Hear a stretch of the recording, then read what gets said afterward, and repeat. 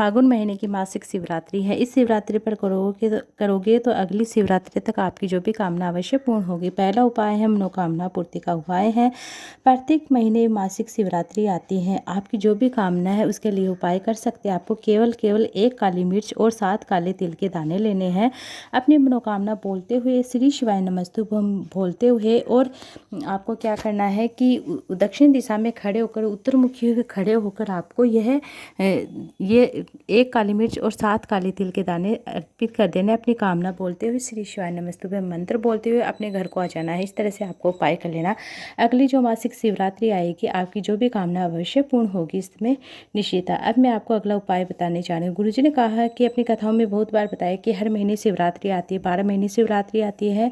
आप मासिक शिवरात्रि का व्रत नहीं कर सकते, अनुष्ठान नहीं कर सकते। हर महीने में शिवरात्रि आती है तो आपको एक नियम बना लेना है। हर महीने की शिवरात्रि में आपको एक नियम बनाना है कि शाम के समय 3 जगह पर दिया लगाऊंगी। पहला स्थान बेलपत्र वृक्ष के नीचे लगाऊंगी, दूसरा स्थान है शिव मंदिर में लगाऊंगी, और तीसरा स्थान है अपने घर की चौखट पर लगाऊंगी या आंवले के वृक्ष के नीचे लगाऊंगी। इस तरह से आपको 3 नियम धारण, मतलब एक नियम धारण कर लेना है 3 दीपक वाला।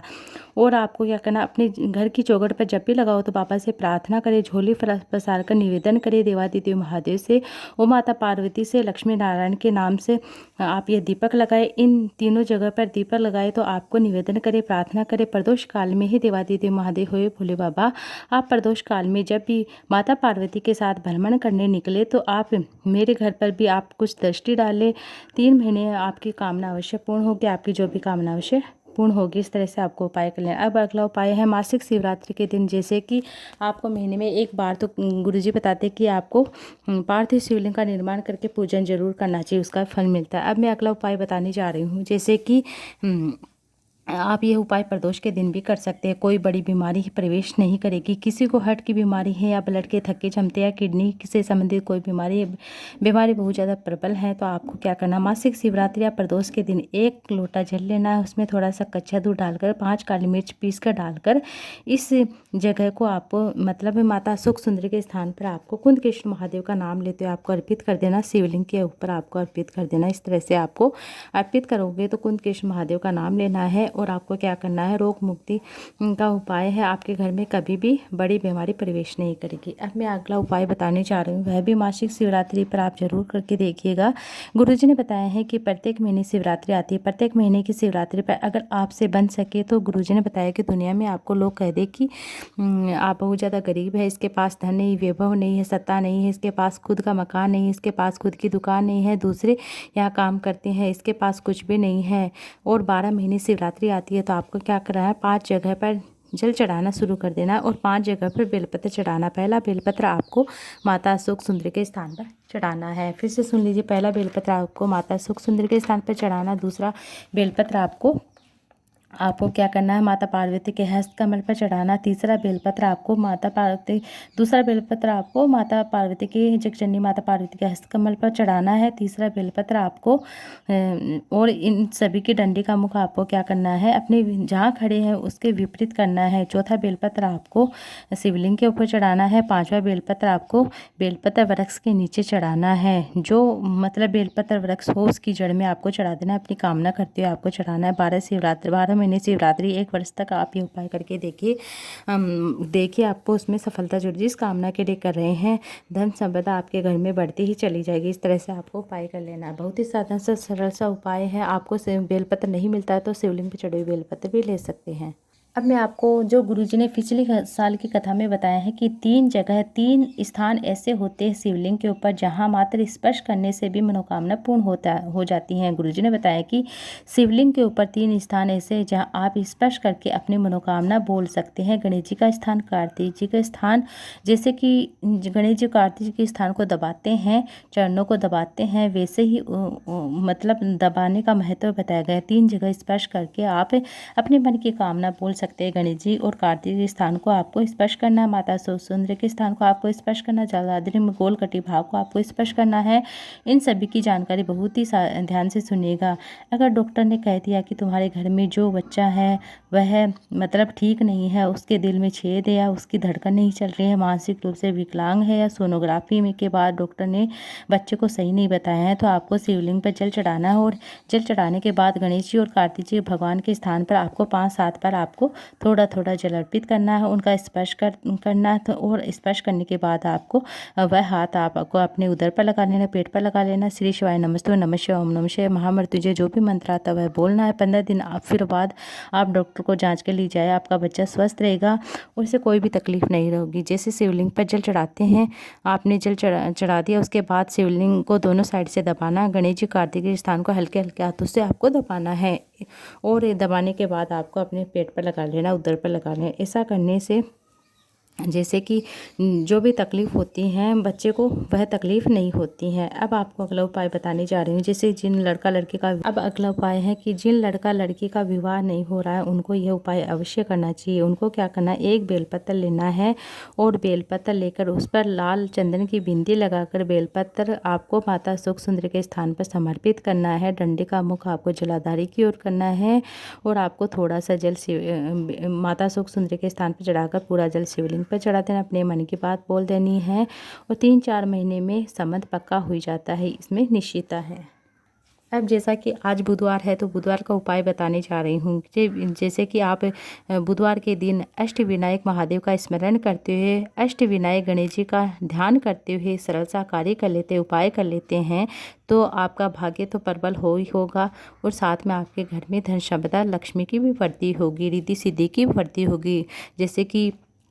जैसे कि आप यह उपाय बुधवार के दिन जो चतुर्दशी पड़ती है, आज बुधवार है, चतुर्दशी भी है, तो आप ये उपाय ज़रूर करें।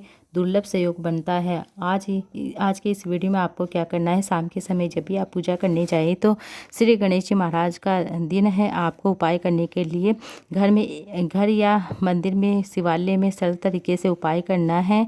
आज का यह दिन बहुत ही सरल है। आपको क्या करना है, हरे रंग जैसे हरे मूंग के दाने होते हैं वह भी आप जैसे कि आप शिवलिंग को चढ़ा सकते हैं और गौ माता को भी हरे मूंग के दाने हरा चारा खिला सकते हैं। कहते हैं कि हरा रंग बहुत ही ज़्यादा शुभ होता है। आपको क्या करना, अपने हाथ की हथेली में हरे मूंग और थोड़ा सा गुड़ लेकर आप शिवालय में जाए और एक बेलपत्र आप लिए और नंदी का जो पाँव उठा रहता है आप नंदी के चरणों में वह अर्पित कर दे। अपने घर के सुख समृद्धि के लिए, अपने भाग्य को प्रबल के लिए आप यह उपाय कर सकते हैं। दरिद्रता दूर होती हैं और घर में सुख समृद्धि देखने को मिलती है। इस तरह से आज के दिन आप यह उपाय जरूर करके देखिएगा। अब मैं आपको पारिजात के पुष्प का उपाय बताने जा रही हूँ, जिसे हम हार श्रृंगार का पुष्प भी कहते हैं, जिसे हम सिडनी का पुष्प भी कहते हैं।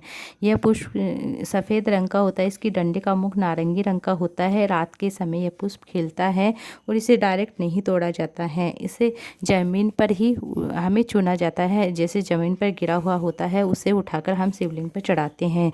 यह संतान वर्द्धि के लिए होता है, धन वर्द्धि के लिए होता है, वंश वर्द्धि के लिए होता है, कार्य सिद्धि के लिए होता है, वैभव के लिए होता है, अपने हृदय की सुख समृद्धि के लिए आप पारिजात हार श्रृंगार के पुष्प को माता अशोक सुंदरी के स्थान पर आप अगर शिवरात्रि के दिन आप चढ़ा देते हैं या सोमवार की अष्टमी के दिन चढ़ा देते हैं तो आपके घर में कभी भी वंश की कमी नहीं होगी। कार्य सिद्धि में आपको सफलता मिलेगी, वैभव में आपको सफलता मिलेगी, आपके हृदय की जो भी सुख समृद्धि है उसमें सफलता देखने को मिलेगी। पारिजात के पुष्प को उठाकर हम माता पार्वती के हस्तकमल पर जैसे कि किस तरह से चढ़ाना जान लीजिए। 4-5 क्रम में यह चढ़ाना होता है। सबसे पहले आपको क्या करना है, पारिजात के पुष्प को लेकर माता अशोक सुंदरी के स्थान पर सबसे पहले समर्पित किया जाता है। उसके डंडे का मुख शिवलिंग की ओर होता है।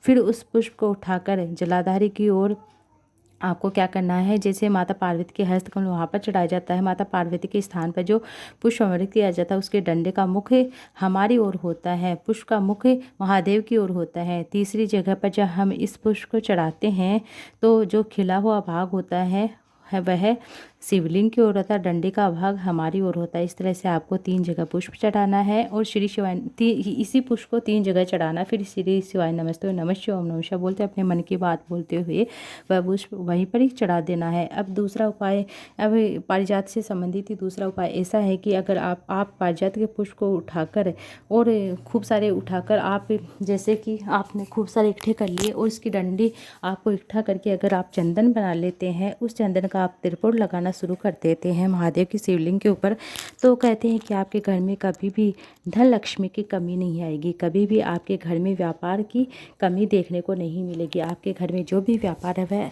अति शीघ्रता से वृद्धि करेगा, अति शीघ्रता से बढ़ोतरी करेगा। इस तरह से आपको जैसे कि ये है मासिक शिवरात्रि के दिन आप त्रिपुर लगा देते हैं केसर युक्त, जैसे कि पारिजात के फूल के डंडे का आप घिस कर लगा देते हैं तो आपको धन लक्ष्मी की वृद्धि देखने को मिलती है। अब जैसे कि आपने प्रॉपर्टी के लिए, आपने किसी भी कामना के लिए, अपने मकान बनाने के लिए आपने जो भी महाशिवरात्रि के दिन एक आखा दाना अर्थात एक गेहूं के दाने का उपाय शुरू किया, वह 12 महीने की जो मासिक शिवरात्रि तक आएगी आपको 12 महीने चढ़ाना है। आपको क्या करना है, अपने जैसे कि आपके मन की कामना है जो भी, जैसे आप प्रॉपर्टी खरीदना चाहते हैं या अगर आप मकान बनाना चाहते हैं तो अपने मन की दशा को बोलते हुए, बाबा से बोलते हुए, अपने मन की बात को बोलते हुए आपको क्या करना, वह एक गेहूं का दाना माता सुख सुंदरी के स्थान पर आपको मासिक शिवरात्रि के दिन सुबह से रात्रि तक आप चढ़ा सकते हैं। इस तरह से आपको उपाय कर लेना। बहुत ही छोटे साधारण से उपाय हैं, जो हम इन उपायों को करते हैं तो हमारे घर में जो भी जैसे कि जो भी दुख तकलीफ कष्ट संकट होते हैं वह दूर होते हैं, साथ में हमें सुख समृद्धि देखने को मिलती है।